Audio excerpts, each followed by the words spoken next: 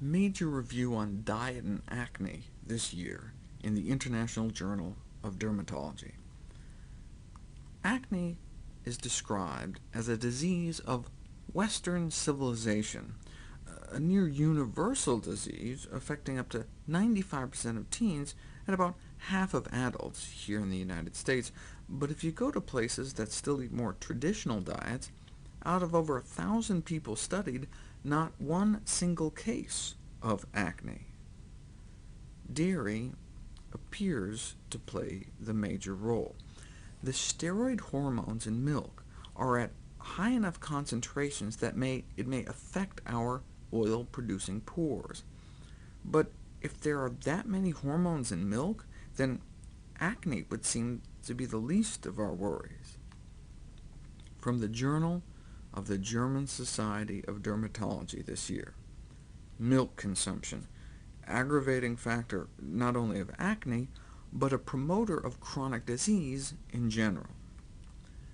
Yes, the potential risks of cow's milk consumption include affecting the skin, but I'm less concerned in the so-called acne epidemic than I am about the epidemic of dementia, and cancer, and heart disease, though premature puberty and autoimmune diseases are serious issues as well.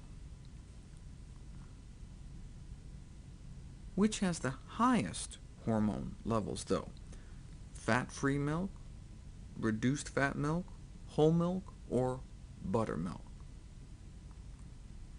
Here's the study, and buttermilk had the most hormones. But who drinks buttermilk?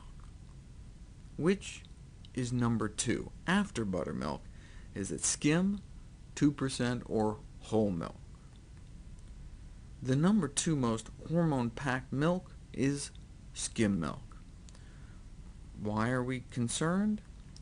Breast cancer, for one thing, all part of the soup of cancer-causing suspects scientists continue to find in milk.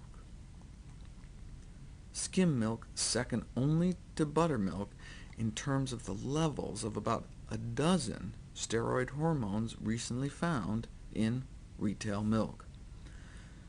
Part of the reason is what we've done to dairy cows. Through dietary and genetic manipulation, we're now able to force cows to lactate even in the late stages of pregnancy. And since we have to keep them constantly impregnated to produce milk, that's good for the industry, but right at the end of the 3rd trimester, the hormone levels really skyrocket, and that's what we end up drinking. Milk was designed by nature to make things grow like crazy. That's why it's good for babies, but bad for tumors. Good for baby cows, but bad for adult people who may have tiny microscopic breast or prostate tumors, which we don't want growing so fast. In a study of 140,000 men this year, 35 grams of dairy protein increased the risk of developing high-grade prostate cancer by 76%. So that's like 2% increased risk for every gram of milk protein. So like a cup of cottage cheese a day could increase one's risk by about 50%.